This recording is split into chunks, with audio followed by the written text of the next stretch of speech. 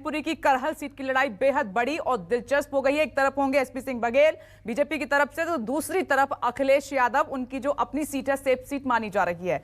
Samajwadi party के अध्यक्ष अखिलेश यादव ने आज मैनपुरी की करहल सीट से नामांकन भर दिया है। प्रियंका गांधी कुछ कह रही हैं, स्पीच सुनिए जरा। उसको हम किस तरह से भरेंगे? आप अगर अपना छोटा बिजनेस शुरू करना चाहते हैं तो किस तरह से सरकार आपकी मदद करेगी?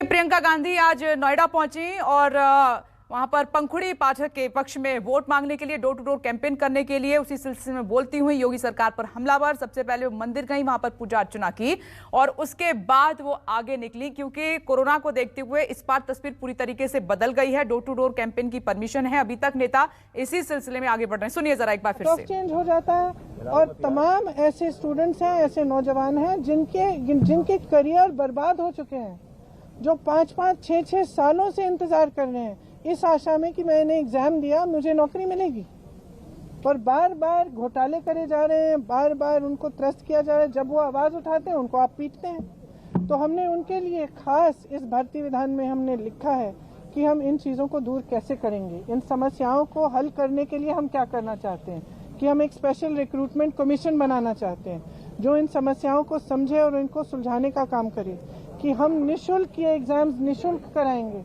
आप अगर ट्रेन से जा रहे हैं या बस से जा रहे हैं इस एग्जाम को देने के लिए, तो आपको वो भी यात्रा निःशुल्क होगी।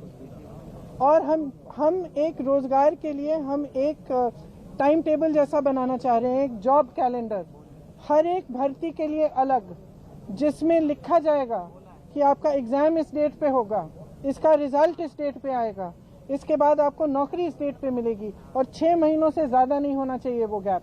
आज एग्जाम और रिजल्ट में 1.5 साल का गैप है।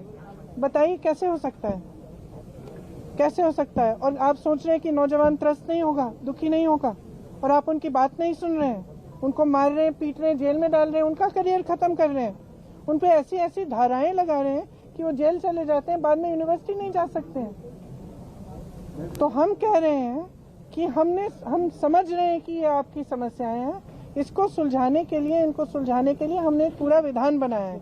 इसको पढ़िए, ऑनलाइन भी पढ़िए और जहां से भी आपको ये उपलब्ध हो सकता है आप उसको देख के पढ़िए, क्योंकि हम ठोस बात कर रहे हैं, हम इधर उधर की बातें नहीं कर रहे हैं।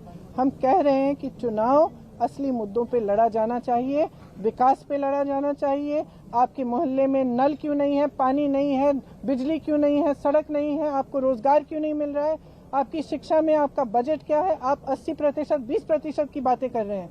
आप ये क्यों नहीं कह रहे हैं कि कितने प्रतिशत बेरोजगार बैठे हुए हैं उत्तर प्रदेश में? आप ये क्यों नहीं कह रहे हैं कि शिक्षा का जो बजट में आपने जितने प्रतिशत पैसे आपने खर्चे हैं वो पहले से कम हो गए हैं? ये क्यों नहीं कह रहे हैं? आप ये क्यों नहीं कह रहे हैं कि आप कितने प्रतिशत आप खर्चेंगे सेहत के लिए, सेहत की सुविधाएं के लिए? तो हम कह रहे हैं कि इन बातों पर चुनाव लड़ा जाना चाहिए, और हम कह रहे हैं इससे सिर्फ राजनीतिक दलों का फायदा होता है, जातिवाद और सांप्रदायिकता को फैलाने से सिर्फ राजनीतिक दलों का, पब्लिक का कोई फायदा नहीं है इसमें। पब्लिक का फायदा इसमें है कि हर नेता को पब्लिक जवाबदेह बनाए, पब्लिक पूछे कि हमारे लिए काम क्यों नहीं किया है। अगर आप काम नहीं करेंगे तो हमारा वोट आपको नहीं मिलेगा। तो मैं आप सबसे आग्रह करना चाहती हूँ, सारे नौजवानों से, उत्तर प्रदेश के नौजवानों से, महिलाओं से, सबसे आग्रह करना चाहती हूँ कि आप इस चुनाव को अपने बारे में बनाइए। आपका विकास कैसे होगा, आपका भविष्य मजबूत कैसे होगा, आपको रोजगार कैसे मिलेंगे, आपको अपने पैरों पर खड़ा करने के लिए सरकार किस तरह से मदद करेगी, ये पूछिए और जवाबदेही बनाइए इन लोगों को जो आपको गुमराह कर रहे हैं बार बार। पिछली बार जब भूपेश सर आए थे डोर टू डोर कैंपेन करने, तो उनके खिलाफ मुकदमा हो गया। कांग्रेस जहाँ जहाँ कैंपेन कर रही है वहाँ उनके खिलाफ FIR करिए। बहुत ऐसे में अब आप भी आई हैं, तो आप क्या ये मेंटली प्रिपेयर हैं इस चीज को लेकर? देखिए, जब से मैं उत्तर प्रदेश में काम कर रही हूँ तो मैं पूरी तरह से मेंटली प्रिपेयर हूँ। मुकदमे करिए, हिरासत में ले लीजिए, जेल में डाल दीजिए, क्या होगा? हम तो लड़ते रहेंगे, ये हमारा संघर्ष है। अपने पहले ही कैंपेनिंग में पंकज सिंह यहाँ से विधायक हैं और रक्षा मंत्री के बेटे हैं। ये लड़की पंखुड़ी यहाँ रहती है, यहाँ की समस्याओं को समझती है। आज से नहीं, चुनाव के समय से नहीं, ये महीनों से हर जने के लिए अवेलेबल होती है, उपलब्ध होती है कि आप फोन करिए, फोन उठाती है, जाती है, सबसे मिलती है, सबकी समस्याओं को समझती है। आप देखिए ये जीतेगी, ये जीतेगी क्योंकि जनता त्रस्त है यहाँ नोएडा की, परेशान है, सारे ग्रुप्स परेशान हैं, कोई सुनवाई नहीं है उनकी। वो कह रहे हैं कि विधायक को तो हम देखते ही नहीं है, अब बसों पे उनका विज्ञापन देख रहे हैं, लेकिन उनका चेहरा हम सिर्फ बसों पर देखते हैं। लेकिन ये लड़की तो यहाँ रहती है, संघर्ष करने वाली लड़की है, इसके छोटे छोटे बच्चे हैं, तब भी ये कोरोना के समय इसने सबसे ज्यादा काम किया है, इसीलिए इसको टिकट मिला है। मैम इस बार कितनी बड़ी चुनौती?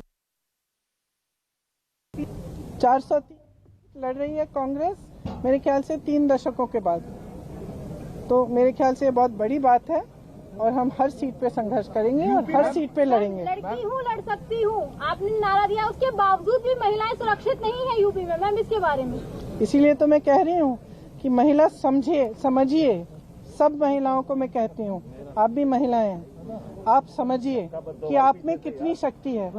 आज आपको राजनीतिक शक्ति माना नहीं जा रहा है। क्यों? आप 50% आबादी हैं, तो आपको सीरियसली क्यों नहीं ले रहे हैं राजनीति में? क्योंकि आप एकजुट नहीं हो रही हैं।